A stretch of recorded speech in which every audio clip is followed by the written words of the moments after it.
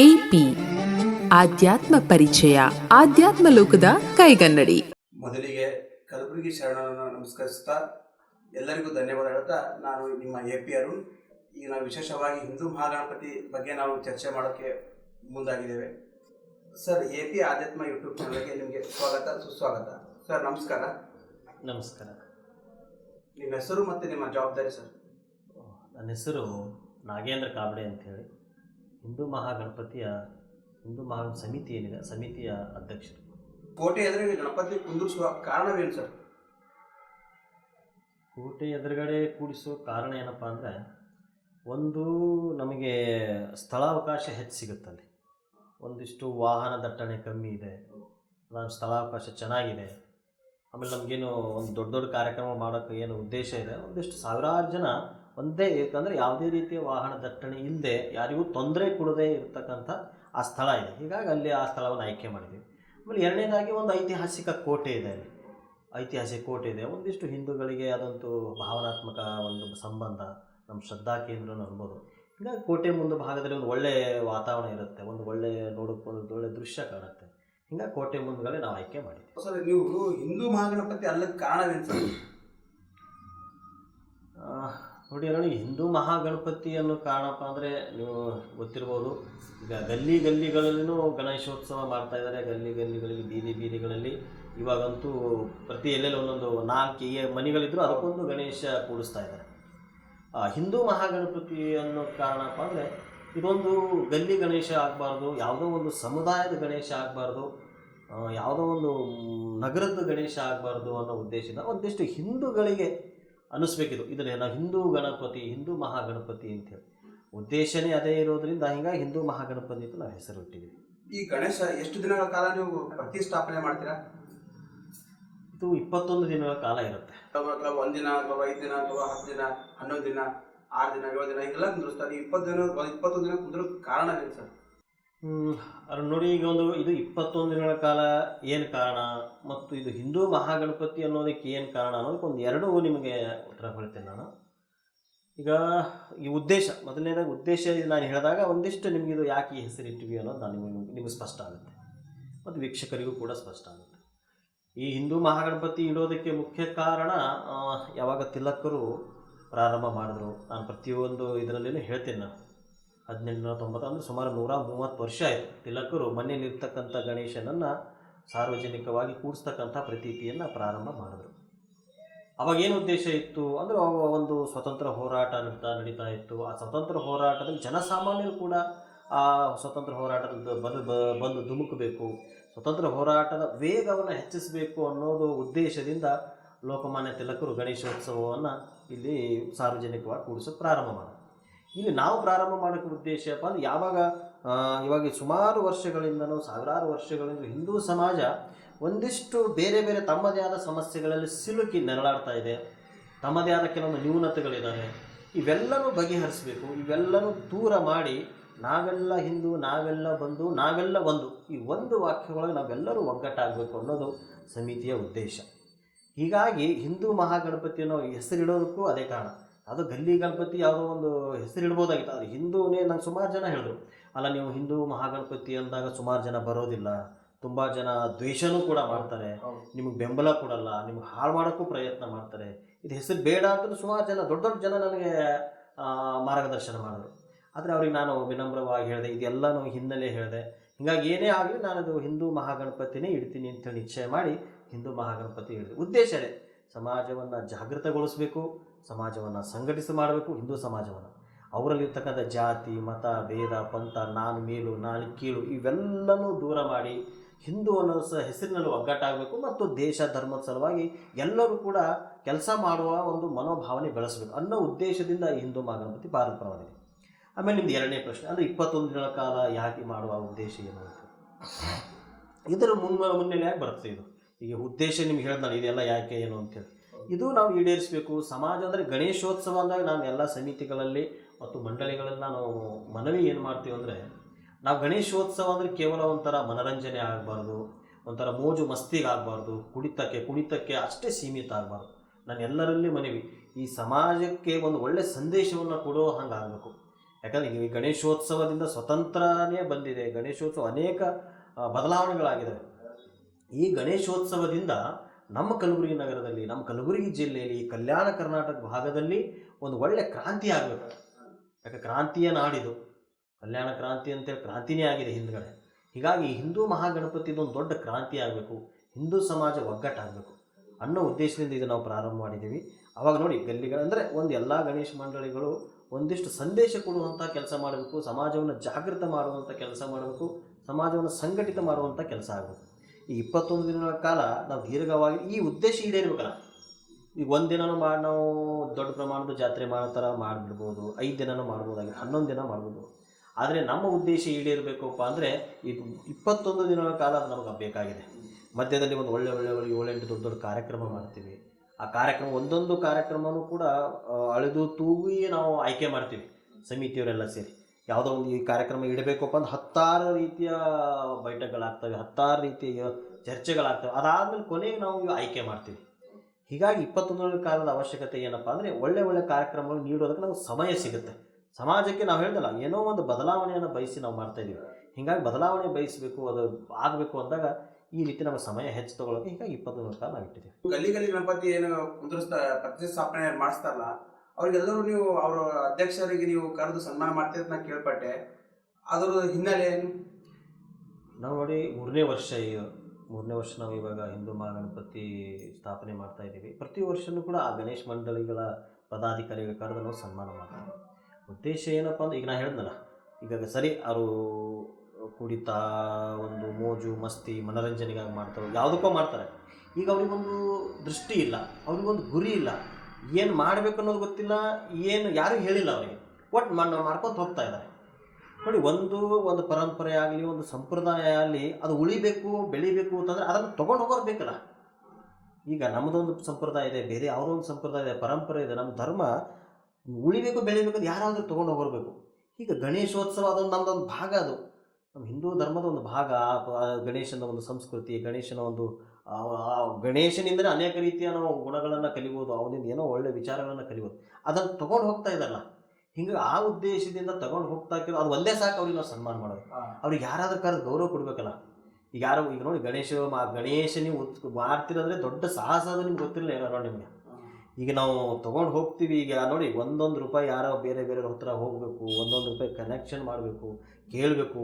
ಅವ್ರು ಯಾರೋ ಒಂಥರ ಗಣೇಶ ಚಂದ ಪಟ್ಟಿದ್ರೆ ಒಂಥರ ಅಸಡ್ಡೆಯಿಂದ ಉತ್ತರಿಸ್ತಾರೆ, ಹೋಗ್ರಪ್ಪ ಅಂತ. ಒಂದು ಸರಿ ಹೋದಾಗ ಕೊಡಲ್ಲ, ಕೊಟ್ಟಾಗೇನೋ ಒಂದು 50 ಒಂದು 100 ಎಷ್ಟೋ ಕೊಡ್ತಾರೆ. ಒಂಥರ ಅಂದರೆ ಗಣೇಶ ಮಾಡಿದ ಸರಳ ಅಲ್ಲದು. ಈಗ ನಾವು 3 ವರ್ಷದಿಂದ ಮಾಡ್ತಿದ್ರೆ ದೊಡ್ಡ ಎಲ್ಲನೂ ಗೊತ್ತಿದೆ. ಹೀಗಾಗಿ ಅಷ್ಟು ಕಷ್ಟಪಟ್ಟು ಮಾಡ್ತಾರಲ್ಲ, ಆಗ ಕೇವಲ ಅಷ್ಟೇ ಮಾಡೋದಲ್ಲ, ಅದ್ರ ಜೊತೆಗೆ ಅವ್ರ ಕೆಲಸಗಳು ಬಿಡ್ತಾರೆ, ಮನೆಗೆ ಹೋಗೋದಿಲ್ಲ, ಶ್ರಮ ಹಾಕ್ತಾರೆ, ಟೈಮಿಗೆ ಊಟ ಆಗೋದಿಲ್ಲ. 5 ದಿನ ಮಾಡಲಿ 11 ದಿನ ಮಾಡಲಿ ಅಷ್ಟೆಲ್ಲ ಶ್ರಮ ಹಾಕಿ ಆ ನಮ್ಮ ಧರ್ಮ ಪರಂಪರೆ ಸಂಪ್ರದಾಯ ಮುಂದುವರಿಸ್ತಾ ಇದ್ದಾರಲ್ಲ, ಅವ್ರಿಗೆ ಕರೆದು ಗೌರವ ಕೊಡ್ತಕ್ಕಂಥದ್ದು ಗೌರವ ಕೊಡುವಂತಹ ಏನು ಕೆಲಸ ನಮ್ಮದು. ಹೀಗಾಗಿ ಅವರೆಲ್ಲರನ್ನ ಕರೆದು ಗೌರವಪೂರ್ಣವಾಗಿ ಅವರು ಸನ್ಮಾನ ಕಾರ್ಯಕ್ರಮವನ್ನು ಮಾಡ್ತೀವಿ ಗಣೇಶ ಮಂಡಳಿ.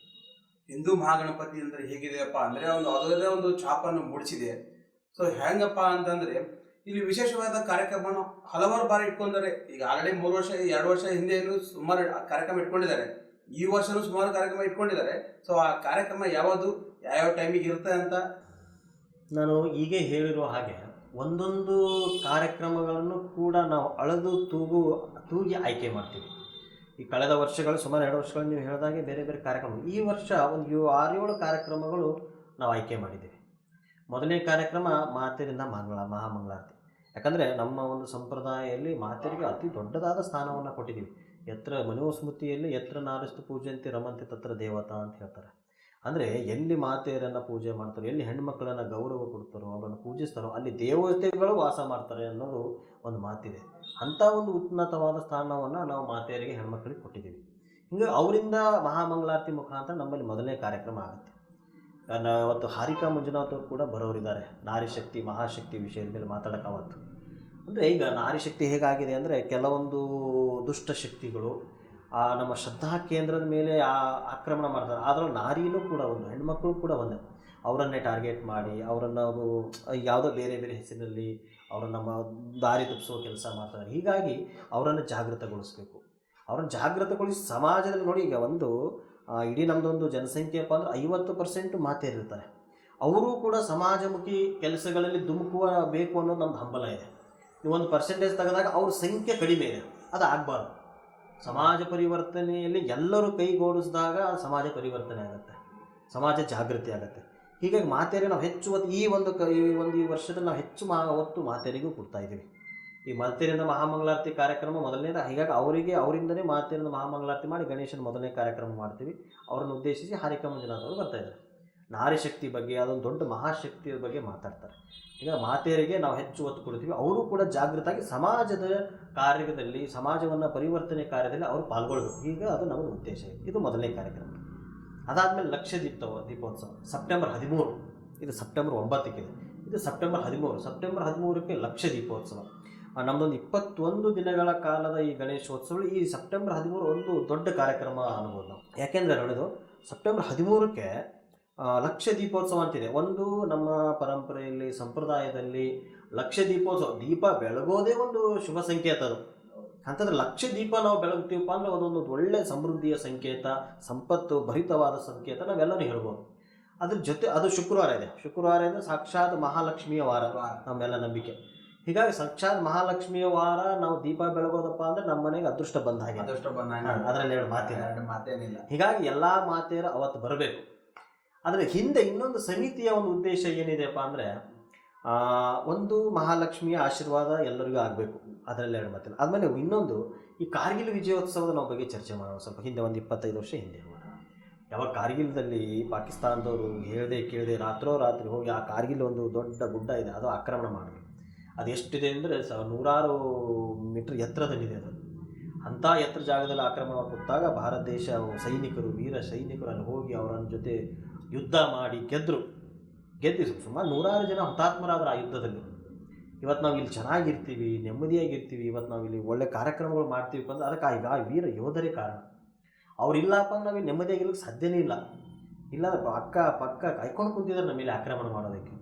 ಹೀಗಾಗಿ ಆ ಸೈನಿಕರಿಗೆ ಒಂದು ಗೌರವ ಕೊಡಬೇಕಲ್ಲ. ನಮ್ಮ ಸಲುವಾಗಿ ಹಗಲು ಇರುಳು ಅವರು ಇಷ್ಟೆಲ್ಲ ಕಷ್ಟಪಡ್ತಾ ಇದ್ದಾರೆ, ಇಷ್ಟೆಲ್ಲ ಶ್ರಮ ಪಡ್ತಾ ಇದ್ದಾರೆ. ಅವ್ರು ಪ್ರಾಣನೇ ತ್ಯಾಗ ಮಾಡ್ತಾರೆ, ಪ್ರಾಣದ ಹಂಗಿಲ್ಲದೆ ಅವ್ರು ಹೋರಾಟ ಮಾಡ್ತಾರೆ. ಹೀಗಾಗಿ ಅವರಿಗೂ ಕೂಡ ಒಂದು ಸಮರ್ಪಣೆ ಕೊಡಬೇಕು, ಗೌರವ ಕೊಡಬೇಕು ಅನ್ನೋದು ಸಮಿತಿ ಕಡೆಯಿಂದ ನಿರ್ಧಾರ ಮಾಡಿ ಸೆಪ್ಟೆಂಬರ್ 13ಕ್ಕೆ ನಾವು ಲಕ್ಷ ದೀಪೋತ್ಸವ ಇಟ್ಟುಕೊಂಡಿದ್ದೀವಿ. ಅಂದರೆ ನಮಗಾಗಿ ಹಗಲಿರುಳು ಶ್ರಮಿಸುತ್ತ ಆ ಯೋಧರಿಗೆ ಕಲಬುರಗಿ ನಗರದ, ಕಲಬುರಗಿ ಜಿಲ್ಲೆಯ ಪ್ರತಿಯೊಂದು ಮನೆಯಿಂದಲೂ ಒಂದು ದೀಪ ಬಂದು ಬೆಳಗಬೇಕು ಅನ್ನೋದು ನಮ್ಮದು ಉದ್ದೇಶ ಇದೆ. ಅವತ್ತು ಆ ಒಂದು ಸೈನಿಕರಿಗಾಗಿ ಅವತ್ತೊಂದು ದಿನ ಇದಾಗಿರುತ್ತೆ. ಜನಗಳೇ, ಇವಾಗ ಲಕ್ಷ ದೀಪೋತ್ಸವ ಕೇಳಿದ್ರಲ್ಲ ನೀವು, ಇವಾಗ ನಮಗೋಸ್ಕರ ಅವರು ಹಗಲಿರುಳು ದುಡಿತಾರೆ. ನಾವು ಇವಾಗ ಉಸಿರಾಡ್ತೀವಿ ಅಂದರೆ ಅವರೇ ಒಂದು ಕಾರಣ ಅಂತ ಹೇಳಕ್ಕೂ ತಪ್ಪಾಗೋದಿಲ್ಲ. ಸೊ ನೀವೆಲ್ಲರೂ ಬರ್ರಿ ಅಂತ ಹೇಳ್ತಾ ಮತ್ತೆ ಮುಂದೆ ಹೊರೋಣ. ಸೊ ಮತ್ತೆ ಮುಂದಿನ ಕಾರ್ಯಕ್ರಮ ಈಗ ಬರ್ತಾ ಇರೋದು ಮತ್ತೆ ಈಗ ಗಣೇಶ ಮಂಡಳಿಗಳ ಸನ್ಮಾನ ಕಾರ್ಯಕ್ರಮ ಹೇಳಿದ್ನಲ್ಲ, ಅದು ಸೆಪ್ಟೆಂಬರ್ 20ಕ್ಕೆ. ಸೆಪ್ಟೆಂಬರ್ 20 ಎಲ್ಲ ಗಣೇಶ ಮಂಡಳಿಗಳ ಸಂಪರ್ಕ ಮಾಡಿ ಅವರನ್ನು ಕರೆದು ಆ ಪದಾಧಿಕಾರಿಗಳ ಸನ್ಮಾನ ಕಾರ್ಯಕ್ರಮವನ್ನು ಮಾಡ್ತೀವಿ. ಇವತ್ತು ಲಕ್ಷ ದೀಪೋತ್ಸವಕ್ಕೆ ಯಾವುದೋ ವೇದಿಕೆ ಕಾರ್ಯಕ್ರಮ ಇರೋದಿಲ್ಲ. ಆದರೆ ಇವತ್ತು ಸೆಪ್ಟೆಂಬರ್ 20ಕ್ಕೆ ಗಣೇಶ ಮಂಡಳಿ ಸನ್ಮಾನ ಕಾರ್ಯಕ್ರಮಕ್ಕೆ ನಮಗೆ ಶ್ರೀಕಾಂತ್ ಶೆಟ್ಟಿ ಅಂತ ಬರ್ತಾಯಿದ್ರು, ಉಡುಪಿಯವರು. ಹೋದ ವರ್ಷ ಬಂದಿದ್ರು ಇದೇ ಕಾರ್ಯಕ್ರಮಕ್ಕೆ ಬಂದಿದ್ರು. ಅವರು ಆ ಸಭೆಯನ್ನು ಉದ್ದೇಶಿಸಿ ಮಾತನಾಡೋರಿದ್ದಾರೆ. ಒಳ್ಳೆಯ ವಾಗ್ಮಿಗಳು, ಚೆನ್ನಾಗಿ ಮಾತಾಡ್ತಾರೆ. ಹೀಗಾಗಿ ನಾವೆಲ್ಲರೂ ಕೂಡ ಹೆಚ್ಚಿನ ಸಂಖ್ಯೆಯಲ್ಲಿ ಅವತ್ತು ಕೂಡ ಬರೋಣ. ಆಮೇಲೆ ಅವ್ರಿಗೆ ಯಾಕೆ ಸನ್ಮಾನ ಮಾಡಬೇಕು ಅನ್ನೋದು ಈಗ ಇದಕ್ಕಿಂತ ಮುಂಚೆ ನಾನು ಹೇಳಿದ್ದೇನೆ. ಮತ್ತು ಅದಾದಮೇಲೆ ಮುಂದಿನ ಕಾರ್ಯಕ್ರಮ ಸೆಪ್ಟೆಂಬರ್ 22 ಕಾರ್ಯಕ್ರಮ ನೋಡಿ. ನಾನು ಒಂದೊಂದು ಕಾರ್ಯಕ್ರಮ ತುಂಬ ಅಳದು ತೂಗಿ ನಾವು ಆಯ್ಕೆ ಮಾಡ್ತೀವಿ. ಅದನ್ನು ಕೂಡ ಒಂದು ವಿಶೇಷವಾದ ಕಾರ್ಯಕ್ರಮ. ಸೆಪ್ಟೆಂಬರ್ 22ಕ್ಕೆ ನಾವು ಆಯ್ಕೆ ಮಾಡಿರ್ತಕ್ಕಂಥ ವಿಷಯ ತುರ್ತು ಪರಿಸ್ಥಿತಿ, ದೇಶ ಕಂಡ ಕರಾಳ ದಿನ ಅಂತ ಹೇಳ್ಬೋದು. ಅದು ಆವಾಗ ಇಂದಿರಾ ಗಾಂಧಿಯವರ ಕಾಲದಲ್ಲಿ ತುರ್ತು ಪರಿಸ್ಥಿತಿಯನ್ನು ಹೇಳಿದ್ರು. ಸುಮಾರು 1-2 ವರ್ಷಗಳ ಕಾಲ ಭಾರತ ದೇಶ ಒಂಥರ ಯಾವುದೋ ಕಪಿಮುಷ್ಟಿಯಲ್ಲಿದ್ದಂಗಿತ್ತು. ಈ ರೀತಿ ಯಾರು ಮಾತಾಡೋಂಗಿರಲಿಲ್ಲ. ನಾವಿಲ್ಲಿ ಕುಂತ್ಕೊಂಡು ಮಾತಾಡ್ತಾ ಇದ್ದೀವಿ, ಯಾರು ಮಾತಾಡೋಂಗಿರಲಿಲ್ಲ. ಯಾವುದೇ ಪತ್ರಿಕೆ ಅವರ ವಿರುದ್ಧ ಆಗಲಿ, ಅವರ ಒಂದು ಆಜ್ಞೆ ಇಲ್ಲದೆ, ಅವರ ಅಪ್ಪಣೆ ಇಲ್ಲದೆ ಅವ್ರು ಬೇರೆ ವಿಷಯ ಪ್ರಿಂಟ್ ಮಾಡೋಂಗಿರಲಿಲ್ಲ. ಇನ್ನು ಟಿ ವಿ ಅಂತೂ ಬಿಡಿ, ಟಿ ವಿ ಅವಾಗ ಕಮ್ಮಿನೇ ಇತ್ತು, ಈ ನ್ಯೂಸ್ ಚಾನೆಲ್ಗಳು. ಈಗ ಅಷ್ಟು ನಿರ್ಬಂಧ ಇತ್ತು. ಯಾರಾದರೂ ಆ ಸರ್ಕಾರದ ವಿರುದ್ಧ, ಯಾರಾದರೂ ಆ ಅಧಿಕಾರಿಗಳ ವಿರುದ್ಧ, ಯಾರಾದರೂ ಆ ರಾಜಕಾರಣಿಗಳ ವಿರುದ್ಧ ಮಾತಾಡಿದ್ರೆ ಅವ್ರನ್ನ ಜೈಲಿಗೆ ಹಾಕ್ತಿದ್ರು. ಜೈಲುಗಳೇ ಸಾಕಾಗಿದ್ದಿಲ್ಲ, ಬದಲಾಗಿ ಬೇರೆ ಬೇರೆ ಕಾಲೇಜು, ಯೂನಿವರ್ಸಿಟಿ ಅವಕ್ಕೆ ಜೈಲಾಗಿ ಮಾಡಿದರು. ಅಷ್ಟು ಒಂದು ಕರಾಳ ದಿನವನ್ನು ಭಾರತ ಕಂಡಿದೆ. ಹೀಗಾಗಿ ಒಂದಿಷ್ಟು ನಮ್ಮ ಏಜಿನವರು, ಒಂದಿಷ್ಟು ನಮ್ಗಿಂತ ದೊಡ್ಡವರು, ಈಗ 50 ವರ್ಷ ಆಯಿತು, 75 ಆಗಿದೆ, 50 ವರ್ಷ ಆಯಿತು. 50 ವರ್ಷ ಆಗಿದೆ, ಸುಮಾರು 50 ವರ್ಷ ಆ ನಂತರ ಅವ್ರಿಗೆ ಗೊತ್ತಿರುತ್ತೆ ವಯಸ್ಸಾದವ್ರಿಗೆ. ಕಾರಣ ಅಂದರೆ ಇದು ತುರ್ತು ಪರಿಸ್ಥಿತಿ ಏನು, ಎಮರ್ಜೆನ್ಸಿ ಅಂದರೆ ಏನು, ಹೇರಿದ್ರು ಎಮರ್ಜೆನ್ಸಿ ಹೇರಿದ್ರು, ತುರ್ತು ಪರಿಸ್ಥಿತಿ ಹೇರಿದ್ರು, ಸುಮಾರು ಕಡೆ ಕೇಳ್ತೀವಿ ನಾವು. ಈಗ ಎಲ್ಲ ರಾಜಕಾರಣಿಗಳು ವಿರೋಧ ಪಕ್ಷದವ್ರು ಇರ್ತಾರೆ, ಆಡಳಿತ ಪಕ್ಷ ಇಬ್ಬರು ಹೇಳ್ತಾರೆ, ಅವ್ರಿಗೆ ಬೈತಾರೆ, ಇವ್ರಿಗೆ ಬೈತಾರೆ, ನೀವು ಒಂಥರ ಎಮರ್ಜೆನ್ಸಿ ಥರ ಮಾಡ್ತಾಯಿದೆ, ಒಂಥರ ತುರ್ತು ಪರಿಸ್ಥಿತಿ ಆಗಿದೆ, ಹಾಗೆ ಹೀಗೆ ಡಿಕ್ಟೇಟರ್ ಇವರು ಹಾಗೆ ಹೀಗೆ ಅಂತೇಳಿ. ಅಂದರೆ ಏನದು ತುರ್ತು ಪರಿಸ್ಥಿತಿ, ಏನದು ಎಮರ್ಜೆನ್ಸಿ ಅನ್ನೋದು ಸಮಾಜಕ್ಕೂ ತಿಳಿಬೇಕಲ್ಲ, ಯುವಕರಿಗೂ ತಿಳಿಬೇಕಲ್ಲ. ಹೀಗಾಗಿ ಅವತ್ತು ಆ ವಿಷಯಗಳನ್ನು ಇಟ್ಟಿದ್ದೀವಿ. ಅದರ ಸಂಪೂರ್ಣವಾದ ವಿಷಯಗಳನ್ನ ತಿಳಿಸೋದಕ್ಕೆ ಅವತ್ತು ನಮ್ಮ ಜೊತೆ ಇರೋರಿದ್ದಾರೆ ಚಕ್ರವರ್ತಿ ಸೂಲಿಬೆಲೆ ಅವರು. ತುಂಬ ಖ್ಯಾತ ವಾಗ್ಮಿಗಳು, ಇಡೀ ಕರ್ನಾಟಕದ ಚಿರಪರಿತ ವ್ಯಕ್ತಿ, ಒಳ್ಳೆಯ ಮಾತುಗಾರರು. ಹೀಗಾಗಿ ಅವತ್ತು ಆ ಸಭೆಯನ್ನು ಉದ್ದೇಶಿಸಿ ಅವರು ಬರ್ತಾಯಿದ್ದಾರೆ. ಇದು ಒಂದು. ಆಮೇಲೆ ಮುಂದಿನ ಕಾರ್ಯಕ್ರಮ ಒಂದು ಸೆಪ್ಟೆಂಬರ್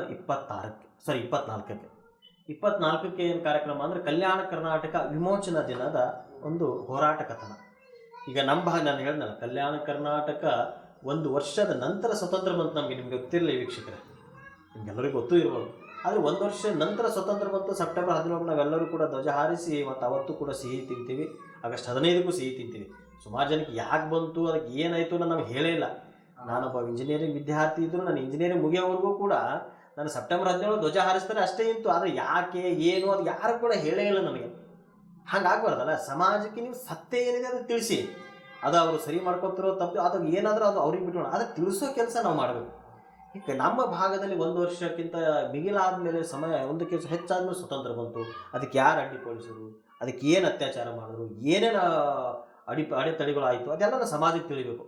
ನಿಮ್ಗೆ ಗೊತ್ತಿರಲಿ, ಸ್ವತಂತ್ರ ಹೋರಾಟದ ನಂತರ ಮತ್ತೊಂದು ಸ್ವತಂತ್ರ ಹೋರಾಟ ನಮ್ಮ ಭಾಗದಲ್ಲಾಗಿದೆ. ಸುಮ್ಮನೆ ಆಗಿಲ್ಲ, ಸುಮ್ಮನೆ ಅದು ಸ್ವತಂತ್ರ ಬಂದಿಲ್ಲ ನಮಗೆ. ಸೆಪ್ಟೆಂಬರ್ 17ಕ್ಕೆ ಹತ್ಯಾಕಾಂಡಗಳಾಗಿದ್ದಾವೆ. ಹತ್ಯಾಕಾಂಡಗಳು ಯಾವಾಗ ಜಲಿಯನ್ ವಾಲಾಬಾಗ್ ಹತ್ಯಾಕಾಂಡ ನಾವು ಕೇಳ್ತೀವಿ, ಅದೇ ರೀತಿ ನಮ್ಮ ಭಾಗದಲ್ಲಿ ಗೋರ್ಟಾ ಹತ್ಯಾಕಾಂಡ ಅಂದರೆ ಊರೇ ಒಂಥರ ಸರ್ವನಾಶ ಮಾಡಿದ್ದಾರೆ, ಊರೇ ಬೆಂಕಿ ಹಚ್ಚಿದ್ದಾರೆ, ನಮ್ಮ ಹೆಣ್ಮಕ್ಳನ್ನ ಮಾನಹಾನಿ ಮಾಡಿದ್ದಾರೆ, ತಲೆ ಕತ್ತರಿಸಿದ್ದಾರೆ, ಅನೇಕ ರೀತಿ ಅತ್ಯಾಚಾರ ಮಾಡಿದ್ದಾರೆ ರಜಾಕಾರ. ಈ ಹೈದರಾಬಾದ್ ನವಾಬ್ ಅದು ಎಲ್ಲ ನಮ್ಗೆ ಸಮಾಜಕ್ಕೆ ತಿಳಿಬೇಕಲ್ಲ, ಈಗಿನ ಯುವಕರಿಗೆ ತಿಳಿಬೇಕಲ್ಲ ಯಾಕೆ ಲೇಟ್ ಆಯಿತು ಅನ್ನೋದು. ಹೀಗಾಗಿ ಆ ಉದ್ದೇಶದಿಂದ ಅದು ಸಮಾಜಕ್ಕೆ ತಿಳಿಸಬೇಕು ಅನ್ನೋ ಉದ್ದೇಶದಿಂದ ಕಲ್ಯಾಣ ಕರ್ನಾಟಕ ವಿಮೋಚನಾ ಹೋರಾಟ ಕಥನವನ್ನು ನಾವು ಇಟ್ಟಿದ್ದೀವಿ. ಅದಕ್ಕಾಗಿ ಅವತ್ತಿಗೆ ನಮ್ಮನ್ನು ಉದ್ದೇಶಿಸಿ ಮಾತನಾಡೋ ಅದೇ ಹೈದರಾಬಾದವರೇ ಬರ್ತಾ ಇದ್ದಾರೆ. ಶ್ರೀಮತಿ ಮಾಧವಿಲತಾ ಅವರು ಕಳೆದ ಬಾರಿ MP ಎಲೆಕ್ಷನಲ್ಲಿ ನಿಂತಿದ್ದರು. ಅವರು ಬರ್ತಾ ಇದ್ದಾರೆ. ಅವರನ್ನು ನಮ್ಮನ್ನು ಉದ್ದೇಶಿಸಿ ಅವರು ಮಾತಾಡ್ತಾ ಇದ್ದಾರೆ. ಅದಕ್ಕೆ ಆ ಹೆಚ್ಚಿನ ಸಂಖ್ಯೆಯಲ್ಲಿ ಕೂಡ ವೀಕ್ಷಕರು ಮತ್ತು ಇಡೀ ಸಮಾಜದ ಅವತ್ತು ಬಂದು ಅವೇನು ವಿಷಯವನ್ನು ನಾವೆಲ್ಲರೂ ತಿಳ್ಕೋಬೇಕು. ಅದಾದ ನಂತರ 26 ಬೆಳಿಗ್ಗೆ 8:30ಕ್ಕೆ ಗಣಹೋಮವನ್ನು ಮಾಡ್ತಾ ಇದ್ದೀವಿ. ಆಮೇಲೆ ಇವೆಲ್ಲ ಕಾರ್ಯಕ್ರಮಗಳು 7 ಗಂಟೆಗೆ, ಲಕ್ಷ ದೀಪೋತ್ಸವ ಒಂದು 5:15 ಸಂಜೆ, ಮಿಕ್ಕಿದ ಕಾರ್ಯಕ್ರಮಗಳು ಎಲ್ಲನೂ 7 ಗಂಟೆಗೆ ಪ್ರಾರಂಭ ಆಗುತ್ತೆ. ನಂತರ ನಮಗೆ ಹೇಳಿದ್ನಲ್ಲ ಗಣಹೋಮ ಮಾಡುತ್ತೆ. ಅವಾಗ ಯಾರು ಆಸಕ್ತಿ ಇರೋರು ಇದ್ದರೂ ಕೂಡ ನಮ್ಮ ಸಂಖ್ಯೆ ಇರುತ್ತೆ, ನಮ್ಮ ಸಂಪರ್ಕ ಸಂಖ್ಯೆ ಇರುತ್ತೆ, ಕಾರ್ಯಕರ್ತರಿದ್ದಾರೆ. ಅಥವಾ ಅಲ್ಲಿ ಗಣೇಶ ಅಲ್ಲೇ ಬಂದು ಕೂಡ ನೀವು ಯಾರು ಗಣಹೋಮದಲ್ಲಿ ಭಾಗವಹಿಸೋರು ಇದ್ದರೆ ಬಂದು ಭಾಗವಹಿಸು. ಇಡೀ ಎಲ್ಲ ಹೋಮಗಳಲ್ಲಿ ಗಣಹೋಮವನ್ನು ನಾವು ಮಾಡಿದ್ರೆ ಅತಿ ಹೆಚ್ಚು ಪುಣ್ಯ ಸಿಗುತ್ತೆ. ಆಮೇಲೆ ನಮ್ಮಲ್ಲಿ ಏನೇನೋ ಕಂಟಕಗಳಿದಾವೆ ಎಲ್ಲನೂ ದೂರ ಆಗಿ ಒಳ್ಳೆಯದಾಗುತ್ತೆ ಅನ್ನೋದೊಂದು ನಂಬಿಕೆ ಇದೆ ನಮಗೆ. ಅತಿ ಆಗುತ್ತೇನೂ ಕೂಡ. ಹೀಗೆ ಗಣಹೋಮ ಇದೆ 26ನೇ ತಾರೀಕು. ಆಮೇಲೆ 27ನೇ ತಾರೀಕು ಅನೇಕ ರೀತಿಯ ದೇಶೀಯ ವಾದ್ಯಗಳೊಂದಿಗೆ ಹಿಂದೂ ಮಹಾಗಣಪತಿಯ ಬೃಹತ್ ಪ್ರಮಾಣದ ಶೋಭಾಯಾತ್ರೆಯೊಂದಿಗೆ ವಿಸರ್ಜನೆ ಕಾರ್ಯಕ್ರಮ ಇರುತ್ತೆ. ಹೀಗೆ ಇಷ್ಟು ಒಂದು ನಮ್ಮದೊಂದು ಈ ವರ್ಷದ ಕಾರ್ಯಕ್ರಮಗಳ ಪಟ್ಟಿ ವಿವರಣೆಯನ್ನು ತಿಳಿಸಿದ್ದೀನಿ. ಸರ್, ಈಗಾಗಲೇ ನೀವು ಹ್ಯಾಂಗೆ ನಮ್ಮ ದೇಶದ ಯೋಧರು ಹ್ಯಾಂಗೋ ಹಾಗೆ ನಿಮ್ಮ ಸುತ್ತ ಇರೋ ಕಾರ್ಯಕರ್ತರು ಹಾಗೆ. ನಾವು ಹಿಂದೆ ಹೆಂಗಂದ್ರೆ ನಾವು ಇಷ್ಟೆಲ್ಲ ನಾವು ಸುಮ್ಮನೆ ಹೆಂಗೆಲ್ಲ ಮಾತಾಡ್ತೇವೆ, ಅದಕ್ಕೆ ನಾವು ಹಿಂದೆ ಎಲ್ಲ ರೆಡಿ ಮಾಡೋವಂಥ ಕಾರ್ಯಕರ್ತರು ಭೀ ಭಾಳ ಇದು ಇರ್ತಾರೆ. ಸೊ ನೀವು ಗಣೇಶ ನೀವು ಕುಂದಿರ್ಸೋಕ್ಕಿಂತ ಪ್ರತಿಷ್ಠಾಪನೆ ಮಾಡೋಕ್ಕಿಂತ ಮುಂಚೆ ಎಷ್ಟು ದಿನಗಳ ಮುಂಚೆ ನೀವು ಕಾರ್ಯಕ್ರಮ ಸ್ಟಾರ್ಟ್ ಮಾಡ್ತೀರಿ? ಈಗಾಗಲೇ ಹೆಂಗಾದ ಗಣಪತಿ ಅಂದರೆ ನಾಳೆಗೆ ಇವತ್ತೇ ಇದು ಮಾಡೋರು ಇರ್ತಾರೆ. ಇದು ಇಷ್ಟು ದೊಡ್ಡ ಸೆಟ್ ಆಗಿ ಮಾಡ್ಬೇಕಂದ್ರೆ ಸಾಮಾನ್ಯ ವಿಷಯ ಅಲ್ಲ. ಸೊ ನೀವು ಎಷ್ಟು ದಿನ ಕಾಲ ನೀವು ಇದು ಮಾಡ್ತೀರಾ? ಒಳ್ಳೆಯ ಪ್ರಶ್ನೆ ಯಾರು ನೀವು ಕೇಳಿದ್ದು. ಯಾಕಂದರೆ ನಾವು ಕಾರ್ಯಕ್ರಮ ಇದೆಲ್ಲ ವಿವರಣೆ ಹೇಳ್ತಾ ಇದ್ದೀನಿ. ಇದೆಲ್ಲ ಮಾಡಬೇಕಪ್ಪ ಅಂದರೆ ಇದ್ರ ಹಿಂದೆ ಒಂದು 100 ಕಾರ್ಯಕರ್ತರ ಶ್ರಮ ಇದೆ. 100 ಕಾರ್ಯಕರ್ತರ ಹಗಲಿರುಳು ದುಡಿದಾಗ ಒಂದಿಷ್ಟು ಒಳ್ಳೆಯ ಕಾರ್ಯಕ್ರಮ ನೀಡೋಕ್ಕೆ ಸಾಧ್ಯ ಇದೆ. ನಾವು ಈಗ ಆ ಕಾರ್ಯಕರ್ತರನ್ನು ನಾವು ಮರೆಯೋಕ್ಕೆ ಸಾಧ್ಯನೇ ಇಲ್ಲ. ಈಗ ನಾವಿಲ್ಲಿ ಮಾತಾಡ್ತಾ ಇದ್ದೀವಿ, ಆರಾಮ ಹಿಂದೆಗಡೆ ಕೆಲಸ ನಡೀತಾ ಇದೆ. ಈಗೂ ಕೂಡ ಕೆಲಸ ನಡೀತಾ ಇದೆ. ಸುಮಾರು ನಾವು ಒಂದು 2 ತಿಂಗಳು 3 ತಿಂಗಳು ಮುಂಚೆನೇ ಇದರ ಕೆಲಸ ಪ್ರಾರಂಭ ಮಾಡಿದೆ. ಇವಾಗ ಜುಲೈಗೆ ನಾವು ಪ್ರಾರಂಭ ಮಾಡಿದೆ. ಬೈಠಕ್ಗಳ ಮೇಲೆ ಬೈಠಕ್ ಮಾಡ್ತಾ ಇದನ್ನು ಏನೇನು ಮಾಡಬೇಕು, ಯಾವುದು ಸೆಟಪ್ ಇರಬೇಕು, ಯಾವುದು ಇದೇ ಯಾಕಿರಬೇಕು, ಯಾವ ಕಾರ್ಯಕ್ರಮಗಳಿರಬೇಕು, ಕಾರ್ಯಕ್ರಮ ಆದರೆ ಈ ಕಾರ್ಯಕ್ರಮ ಇಷ್ಟು ಕಾರ್ಯಕ್ರಮ, ಇದರಲ್ಲಿ ಇದು ಯಾವುದು ಫೈನಲು, ಇದಕ್ಕೆ ಯಾರು ಕರಿಬೇಕು, ಈ ಪ್ರತಿಯೊಂದೂ ಕೂಡ ನಾವು ಹೇಳೋದಲ್ಲ 3 ತಿಂಗಳು ಮುಂಚೆನೇ ಇದಕ್ಕೆ ಕೆಲಸ ಪ್ರಾರಂಭ ಮಾಡಿ ಏನನ್ನು ಇರಬೇಕು ಅನ್ನೋದು 3 ತಿಂಗಳು ಮುಂಚೆನೇ ಕೆಲಸ ಪ್ರಾರಂಭ ಮಾಡಿದೆ. ಹಗಲಿರುಳು ನೂರಾರು ಕಾರ್ಯಕರ್ತರು ಇದ್ರ ಸಲುವಾಗಿ ದುಡಿತಾ ಇದ್ದಾರೆ. ಈಗ ಒಂದು 1000 ಜನ ಸೇರಿಸ್ಬೇಕು, 100 ಜನ ಸೇರಿಸ್ಬೇಕು, ಎಷ್ಟೋ ಜನ ಕಷ್ಟಪಡ್ತಾರೆ. ಅಂಥದ್ರಲ್ಲಿ ಸಾವಿರಾರು ಜನ, ಲಕ್ಷಾಂತರ ಜನದ ಕಾರ್ಯಕ್ರಮ ಇದು. ಹೀಗಾಗಿ ಶ್ರಮ ನೀವು ಯೋಚನೆಯೂ ಮಾಡೋಕ್ಕಲ್ಲ, ಅಷ್ಟು ಹಗಲಿರುಳು ನಾವು ಕೆಲಸ ಮಾಡ್ತಾಯಿದ್ದೀವಿ. ಅದು ಆ ಕಾರ್ಯಕರ್ತರ ಶ್ರಮ ನಾವು ಮರಲಿಕ್ಕೆ ಸಾಧ್ಯನೇ ಇಲ್ಲ. ಈಗ 3 ತಿಂಗಳ ಮುಂಚೆ ಇದನ್ನು ನಾವು ಪ್ರಾರಂಭ ಮಾಡಿದ್ದೀವಿ. ಇದಾದಮೇಲೆ ಕೂಡ ಮತ್ತೊಂದು 15 ದಿನ 20 ದಿನ ನಮ್ಮ ಕೆಲಸ ಇರುತ್ತೆ, ಬೇರೆ ಬೇರೆ ಕೆಲಸಗಳು ಇರ್ತವೆ. ಈಗ ಈ ಕಾರ್ಯಕರ್ತರ ಶ್ರಮ ಭಾಳ ಮುಖ್ಯ ಇದೆ ಇದರಲ್ಲಿ. ಇಲ್ಲಿ ವಿಶೇಷವಾಗಿ ಅಯೋಧ್ಯೆ ಕಲಬುರಗಿ ತರೋಕ್ಕೆ ಕಾರಣವೇನು? ಸರಿ ಇದೆ. ಈಗ ಪ್ರತಿ ವರ್ಷವೂ ಒಂದು ಥೀಮ್ ಮೇಲೆ ನಾವು ಕೆಲಸ ಮಾಡ್ತೀವಿ. ಮೊದಲನೇ ವರ್ಷ ನಾವು ವೀರ ಸಾವರ್ಕರ್ ಅವರಿಗೆ ಸಮರ್ಪಣೆ ಮಾಡಿದ್ದೀವಿ. 2ನೇ ವರ್ಷ ಶಿವಾಜಿ ಮಹಾರಾಜರೇನಿದ್ದಾರೆ, ಛತ್ರಪತಿ ಶಿವಾಜಿ ಮಹಾರಾಜರ ಪಟ್ಟಾಭಿಷೇಕ ಆಗಿದ 350ನೇ ವರ್ಷ. ಅದಕ್ಕಾಗಿ ನಾವು ಕಳೆದ ವರ್ಷ ಒಂದು ಕೋಟೆಯ ಮುಂದೆ ಒಂದು ಬೃಹತ್ತಾದ ಕೋಟೆನೇ ನಿರ್ಮಾಣ ಮಾಡಿದ್ದೀವಿ. ತುಂಬ ಜನ ಖುಷಿ ಪಟ್ಟಿದ್ರು ಅದನ್ನು ನೋಡಿ. ನಾನು ಕಣ್ಮುಂದೆ ನೀವು ಇದ್ದೀರಲ್ಲ, ನೀವು ಈ ಕೆಲಸ ನೋಡಿದ್ರಿ. ಹೀಗಾಗಿ ಆ ಕೋಟೆ ನಿರ್ಮಾಣ ಮಾಡಿದ್ವಿ. ಹೀಗಾಗಿ ಮತ್ತು ಈ ವರ್ಷ ರಾಮ ಮಂದಿರ ನಿರ್ಮಾಣ ನಾವೆಲ್ಲ ನೋಡ್ತಾ ಇದ್ದೀವಿ. ರಾಮ ಮಂದಿರ ನಿರ್ಮಾಣ ಅಂದರೆ ಒಂದು ಹೇಳ್ದಲ್ಲ, ಈಗ ರಾಮ ಮಂದಿರ ಮಾಡೋ ಉದ್ದೇಶ ಏನಪ್ಪ ಅಂದರೆ ಇದನ್ನು ಒಂದು ಆ ಹೋರಾಟದಲ್ಲಿ ಭಾಗಿಯಾಗಿ ಇದನ್ನು ಪಡಿಬೇಕು ಅನ್ನೋ ಉದ್ದೇಶದಿಂದ ಹೋರಾಟ ಮಾಡಿ ಜೀವನನೇ ತ್ಯಾಗ ಮಾಡೋದಲ್ಲ. ಸುಮಾರು ಕರಸೇವಕರಿದ್ದಾರೆ, ಹೋಗ್ತಾನೆ ಪ್ರಾಣ ಕಳ್ಕೊಂಡ್ರು, ಏನೇನೋ ಹೋರಾಟ ಮಾಡಿದ್ರು, ಜೈಲುವಾಸ ಅನುಭವಿಸಿದ್ರು. ನಾವು ಕಲ್ಪನೆ ಮಾಡ್ಕೊಳ್ಳೋ ಈಗ ಆರಾಮ ರಾಮ ಮಂದಿರ ಆಗಿದೆ ನೋಡಿ ಖುಷಿ ಪಡ್ತೀವಿ, ಇದಕ್ಕೆ ಪ್ರಾಣ ಕೊಟ್ಟಿದ್ದಾರೆ. ಇದು ಒಂದು ಭಾಗ ಆಯಿತು. ಇವಾಗ ಈ ಒಂದು 60-70 ವರ್ಷ 30-40 ವರ್ಷದಲ್ಲಿ ಈ ಕರಸೇವೆ ನಡೆದಿದೆ. ಒಂದಿಷ್ಟು ಈಗ ಕಾನೂನು ಹೋರಾಟ ಮಾಡಿ ನಾವು ಕಾನೂನು ಮುಖಾಂತರ ಗೆದ್ದು ನಾವು ರಾಮ ಮಂದಿರ ಕಟ್ಟಿದ್ದೀವಿ. ಆದರೆ ಸ್ವತಂತ್ರ ಪೂರ್ವದಲ್ಲಿನೂ ಅನೇಕ ರೀತಿಯ ಹೋರಾಟ. ಇದು 500 ವರ್ಷಗಳ ಕಾಲದಿಂದ ನಡೆದಿರ್ತಕ್ಕಂಥ ಹೋರಾಟ. 1528 ನಂತರ ಆದಮೇಲೆ ಯಾವಾಗ ಬಾಬರ್ ಇದು ಮಾಡಿದ್ನ, ಅವನು ಆಗ ದೇವಸ್ಥಾನನ ಒಡೆದು ಬಾಬಿ ಮಸೀದಿ ಅಂತ ಕಟ್ಟಡ ಅಂತ ಏನು ಕಟ್ಟಿಸ್ದ, ಅವಾಗಲಿಂದ ಹೋರಾಟ ನೋಡಿ. 500 ವರ್ಷಗಳ ಕಾಲ ಒಂದು ವಿಷಯದ ಸಲುವಾಗಿ ಹೋರಾಟ ಮಾಡಬೇಕು. ಒಂದು ಭಾಗ ಕೇವಲ ಹೋರಾಟ ಅಷ್ಟು, ಅದು ಜೀವಂತ ಇಡಬೇಕಲ್ಲ. ಈಗ ಯಾವುದಾದ್ರೂ ಒಂದು ವಿಷಯ ನಾವು ಒಂದು 5 ವರ್ಷನೋ ಒಂದು 10 ವರ್ಷ ಆದಮೇಲೆ ಮರ್ತು ಬಿಡ್ತೀವಿ ನಾವು. ಭಾಳ ಐತಿ. ಈಗ ನಿನ್ನೆ ಇದ್ದರೆ ನಮಗೆ ಇವತ್ತು ನೆನಪಿರಲ್ಲ. ಅಂಥದ್ರಲ್ಲಿ 500 ವರ್ಷಗಳ ವಿಷಯ ಅದ್ರ ಬಗ್ಗೆ ಪಡಿಬೇಕು, ಅದನ್ನು ನಾವು ಹೋರಾಟ ಮಾಡಬೇಕು ಅಂತ ಜೀವಂತ ಇಡಬೇಕಲ್ಲ. ಅದು ಸಾಧಾರಣ ವಿಷಯ ಅಲ್ಲದು. ಯಾವ್ದಾದ್ರು ಶಕ್ತಿ ಇರೋದು ಹಿಂದೂ ಸಮಾಜದಲ್ಲಿದೆ, ಅದನ್ನು ನಾವು ತಿಳ್ಕೋಬೇಕು. ನಾವು ಸುಮ್ಮನೆ ಸಾಧಾರಣ ವ್ಯಕ್ತಿಗಳೇ ಅಲ್ಲ. ಹಿಂದೂ ಸಮಾಜ ಮಹಾಪರಾಕ್ರಮಿ ಇದೆ. ಒಂದು ಕೆಲಸವನ್ನು ಮಾಡಬೇಕು ಅಂತ ಏನಾದರೂ ಹಿಡ್ಕೊಂಡ್ರೆ ಅದನ್ನು ಸಾಧಿಸಿರ್ತೀವಿ. ಅಂಥ ಶಕ್ತಿ ಇದೆ ನಮ್ಮಲ್ಲಿ. ಹೀಗಾಗಿ 500 ವರ್ಷಗಳ ಕಾಲ ಹೋರಾಟ ಇದೆಯಲ್ಲ, ಆ ಹೋರಾಟದಲ್ಲಿ ಅನೇಕ ಸಾವಿರಾರು ಜನ ತಮ್ಮ ಪ್ರಾಣ ತ್ಯಾಗ ಮಾಡಿದ್ದಾರೆ. ಇನ್ನೂ ವಿಶೇಷ, ಒಂದು ಮಾತೇರು ತಂಡನೂ ಕೂಡ ಹೋರಾಟ ಮಾಡಿದೆ, ಗೊತ್ತಿರಲಿ ನಿಮಗೆ. ಒಂದು ಮಾತೇರು ಒಂದು ದೊಡ್ಡ ಸೈನ್ಯ, ಸ್ತ್ರೀ ಸೈನ್ಯನೂ ಕೂಡ ಅದರ ಮೇಲೆ ಆಕ್ರಮಣ ಮಾಡಿ ಅದನ್ನು ವಶಪಡಿಸ್ಕೊಂಡು ಮತ್ತೆ ಮಂದಿರ ನಿರ್ಮಾಣ ಮಾಡಿದ್ದಾರೆ. ಹೀಗಾಗಿ ಅನೇಕ ರೀತಿಯ ಹೋರಾಟ ನಡೆದಿದೆ, ಅನೇಕ ರೀತಿಯ ಕೆಲಸಗಳಾಗಿದೆ ಇದರ ಸಲುವಾಗಿ. ಹಾಗಾಗಿ ಆ ಪ್ರಾಣ ತ್ಯಾಗ ಮಾಡಿರ್ತಕ್ಕಂಥವ್ರನ್ನು, ಆ ಬಲಿದಾನ ಆಗಿರ್ತಕ್ಕಂಥ ಇದಕ್ಕಾಗಿ ಶ್ರಮಿಸಿರುವಂಥ ಎಲ್ಲರಿಗೂ ಕೂಡ ಒಂದು ಗೌರವ ಸಮರ್ಪಣೆ ಕೊಡಬೇಕು, ಅವರಿಗೂ ಒಂದು ನಾವು ಗೌರವ ಕೊಡಬೇಕಲ್ಲ. ಹೀಗಾಗಿ ಅದರ ಒಂದು ಸ್ಮರಣಾರ್ಥ ಒಂದು ರಾಮ ಮಂದಿರ ನಾವು ಇಲ್ಲಿ ನಿರ್ಮಾಣ ಮಾಡಿದ್ದೀವಿ. ಮತ್ತು ಯಾರ್ಯಾರಿಗೆ ಅಯೋಧ್ಯೆಯಲ್ಲಿ ಹೋಗೋಕ್ಕಾಗಲ್ಲ, ಈ ಮುಂದೆ ಬರ್ದಿರಲ್ಲ ಹೋಗಿ ನೋಡ್ತಾರೆ. ಇಲ್ಲಿ ಬಂದು ಆ ಅಯೋಧ್ಯೆಯನ್ನು ನೋಡಿ ಆ ರಾಮಲಲ್ಲ ಮೂರ್ತಿನೂ ಕೂಡ ಎಲ್ಲರೂ ಇಡೀ ಕಲ್ಯಾಣ ಕರ್ನಾಟಕದ ಎಲ್ಲರೂ ಕೂಡ ಆ ರಾಮಲಲ್ಲ ಮೂರ್ತಿ ನೋಡಬೇಕು, ಆ ರಾಮ ಮಂದಿರವನ್ನು ಬಂದು ನೋಡಬೇಕು, ಹಿಂದೂ ಮಹಾಗಣ ಸಮಿತಿ ಏನೇನು ಮಾಡಿದಾರೆ ನೋಡಬೇಕು ಅನ್ನೋದು ಒಂದು ಅಪೇಕ್ಷೆ. ಅಲ್ಲಿ ಹೋಗದೆ ಯಾರು ಸದ್ಯಕ್ಕೆ ಇಲ್ಲಿ ಬಂದರೆ ಆಮೇಲೆ ಮತ್ತೆ ಅಲ್ಲಿ ಹೋಗಿ ನೋಡಿ ಅಂತೇಳಿ ರಾಮ ಮಂದಿರ ನಿರ್ಮಾಣ ಮಾಡಿ. ವಿಶೇಷ ಏನಂದ್ರೆ ನೀವು ಗಣೇಶನ ಹೆಂಗಂದ್ರೆ ಅಷ್ಟೇ ರಾಮ ಮಂದಿರ ಥರಾನೇ ರಾಮನ ಥರಾನೇ ಇದು ಮಾಡಿ ಚಿತ್ರಕಲೆ ಎಲ್ಲ ಅದೇ ರೀತಿ ಬಂದಿದೆ. ಅದಕ್ಕೆ ಹಿಂದಿರೋ ತಲೆ ಅಲ್ಲ, ತಲೆ ಅನ್ನೋದಕ್ಕಿಂತ ಒಂದಿಷ್ಟೆಲ್ಲ ನಾವು ಸಮಿತಿಯವರು ವಿಚಾರ ಮಾಡಿ ಈಗ ಇದಕ್ಕೆ ಒಂದೊಂದು ಪಿಲ್ಲರ್ ಬಗ್ಗೆ ಯೋಚನೆ ಮಾಡಿದ್ರೆ ನಿಮ್ಗೆ ಗೊತ್ತಿರಲಿ. ರಾಮ ಮಂದಿರದ ಅದ್ರ ಹಿಂದ್ಗಡೆ ನೀವು ಡಿಸೈನ್ ನೋಡಿದ್ರೆ ಅದನ್ನೂ ಕೂಡ ಅದೇ ರೀತಿ ಇರಬೇಕು.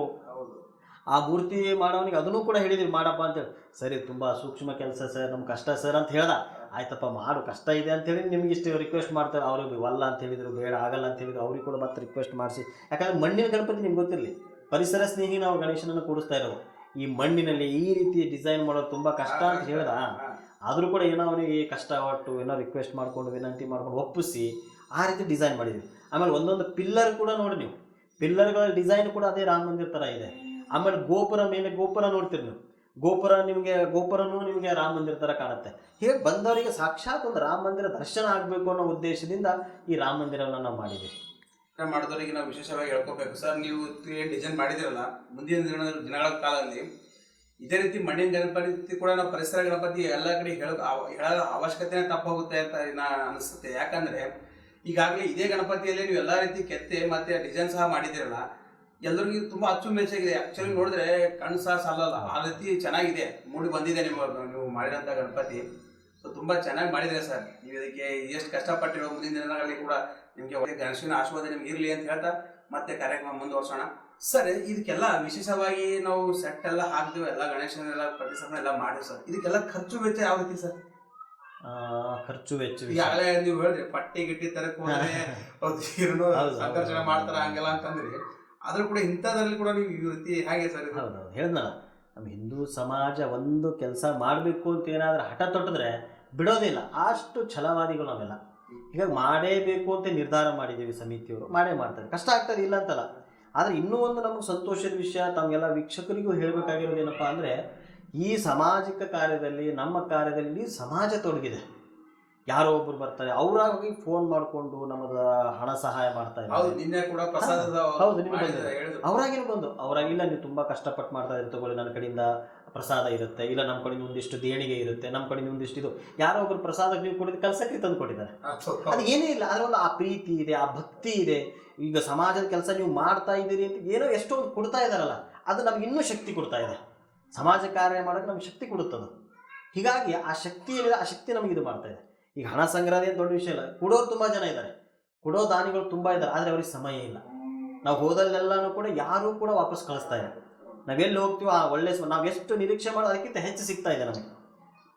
ಇದೊಂದು ವಿಶೇಷ. ಯಾರೋ ನೀವು ನೋಡಿ, ನಾವೊಂದು ಸ್ವಲ್ಪ ನಾವು ಕೇಳಿದ್ರೆ ಅವ್ರು ಹೆಚ್ಚು ಇಲ್ಲ, ನೀವು ತುಂಬ ಒಳ್ಳೆ ಕೆಲಸ ಮಾಡ್ತಾರೆ, ಇದು ಹಿಂಗೆ ಮುಂದುವರ್ಸಿ, ನಮ್ಮ ಬೆಂಬಲ ಯಾವಾಗೂ ಇದೆ ಅಂತೇಳಿ ನಾವೆಷ್ಟು ಕೇಳ್ತಾ ಅದಕ್ಕಿಂತ ಹೆಚ್ಚು ಕೊಡ್ತಾ ಇದ್ದೀವಿ. ನಾನು ನಿನ್ನೆ ಸಹ ಇಂಟರ್ವ್ಯೂ ಸಹ ಮಾಡಿದ್ದೆ.